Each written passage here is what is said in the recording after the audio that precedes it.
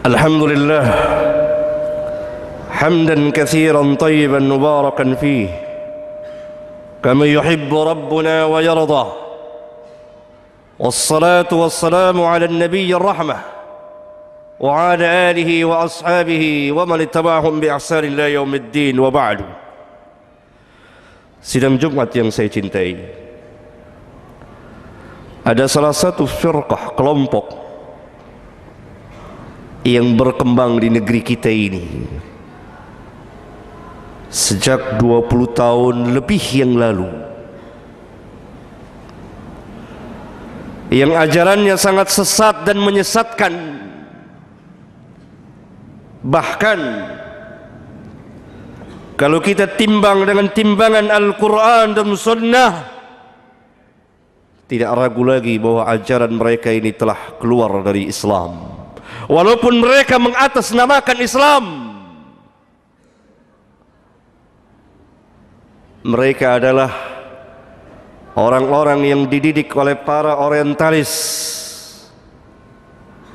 di negeri-negeri mereka. 2-3 abad yang lalu, para orientalis itu langsung mendatangi negeri-negeri Islam, Indonesia, Malaysia, Pakistan, Mesir dan seterusnya. Mereka turun terjun langsung merusak akidah dan amaliyah kaum muslimin. Pada awal abad ke-20, mereka telah mendirikan beberapa madrasah mereka yang tersebar di negeri-negeri mereka.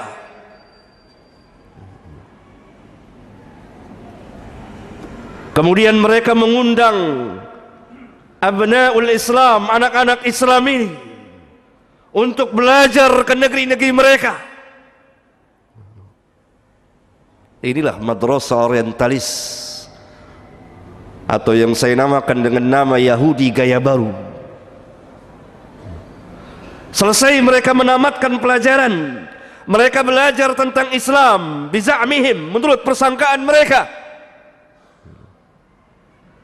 Kemudian mereka pulang ke negeri-negeri mereka, mengajarkan Islam kepada kaum muslimin yang tidak pernah kita dengar dari bapak dan kakek kita, tidak pernah kita dengar dari Al-Quran dan Sunnah Rasulullah Sallallahu Alaihi Wasallam.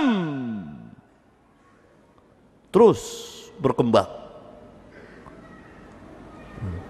Mereka pun membuat perguruan, madrasah kecil di negeri-negeri kaum muslimin. Apa inti ajaran mereka?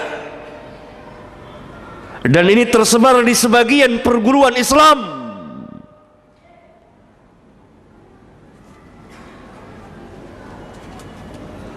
Pertama, mereka mendakwakan kesatuan agama, wahdatul wujud,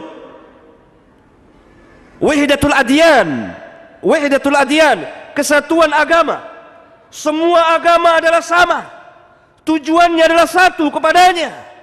Tidak ada perbedaan antara Islam, Kristen, Yahudi, Konghucu, Buddha, Hindu. Sama semuanya. Semuanya berada dalam kebenaran. Ini ajaran yang sangat berbahaya,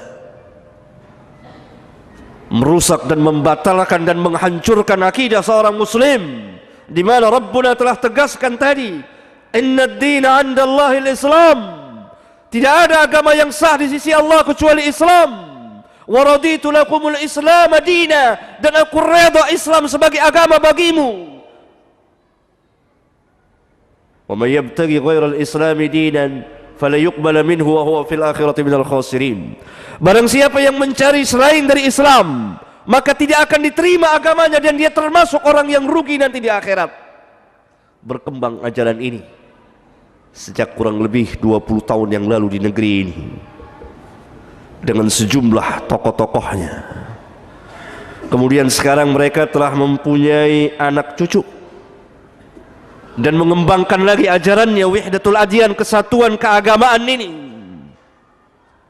Yang kedua dari inti ajaran mereka, memasukkan keraguan ke hati kaum muslimin untuk meragukan kebenaran Islam, meragukan kebenaran Al-Quran, meragukan kebenaran sunnah, meragukan kebenaran dakwah para sahabat ridwanullah alaihim jami'an, mencaci maki para ulama kita dari generasi ke generasi, sampai Al-Imam Asy-Syafi'i pun tidak luput dari caci maki mereka. Padahal Rabbuna telah menegaskan kepada kita, al-haqqu min rabbika fala takunanna minal mumtarin. Yang hak itu dari Rabbmu, maka jangan sekali-kali engkau menjadi orang yang ragu. Kita yakin akan kebenaran Islam, kita yakin akan kebenaran Nabi yang mulia sallallahu alaihi wasallam, kita yakin akan kebenaran Al-Quran dari awal sampai akhir, meskipun kita belum paham sebagiannya atau secara keseluruhannya. Qul sadaqallah, katakan benarlah Allah.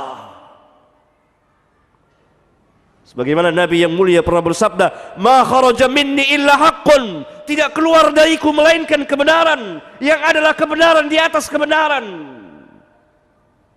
Mereka memasukkan sedikit demi sedikit keraguan demi keraguan di dalam hati, taskik di dalam hati seorang mukmin. Padahal kalau kita membaca Al-Quran, di awal-awal Quran, di awal surat Al-Baqarah, Allah berfirman, Alif Lam Mim, dzalikal kitabu la raiba fihi hudan lil muttaqin.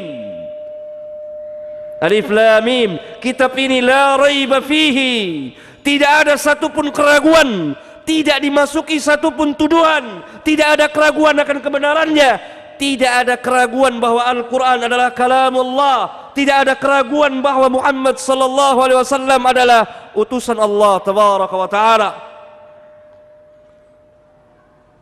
Yang ketiga, inti dari ajaran mereka mencampur adukan antara yang hak dan yang batil. Ini adalah asas daripada ajaran Yahudi. Karena itu Allah menegur di kitabnya beberapa kali, ya ahlal kitab, lima talbisul haqqa bil batili wa taktumul haqqa wa antum ta'lamun. Wahai ahlul kitab, kenapa kamu mencampurkan yang hak dengan yang batil dan kamu sembunyikan kebenaran padahal kamu tahu? Mereka memasukkan ajaran-ajaran dari luar Islam ke dalam Islam. Salah satunya adalah yang berkembang pesat di negeri kita adalah Natalan bersama, ikut perayaan hari-hari keagamaan dari agama-agama yang lain dan lain-lain. Mereka memasukkan dalam peribadat, dalam keyakinan, dalam peribadatan, dalam akhlak, dalam muamalah. Lihat cara bermuamalah kita, penuh dengan yang haram. Lihat bank-bank konvensional yang ada ini adalah bank-bank ribawiyah. Orang pertama yang membuat bank konvensional adalah al-Yahud, orang-orang Yahudi.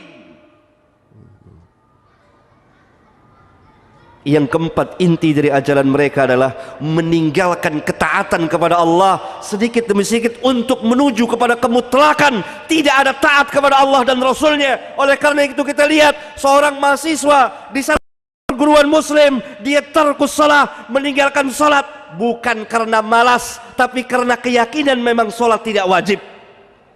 Fa inna lillahi wa inna ilaihi raji'un. Mudah-mudahan khutbah ini bermanfaat bagi khatib dan jamaah. Allahumma ighfir lil mu'minina wal mu'minat wal muslimina wal muslimat al ahya'i minhum wal amwat. Rabbana atina fid dunya hasanah وفي الآخرة حسنة وقنا عذاب النار والحمد لله رب العالمين.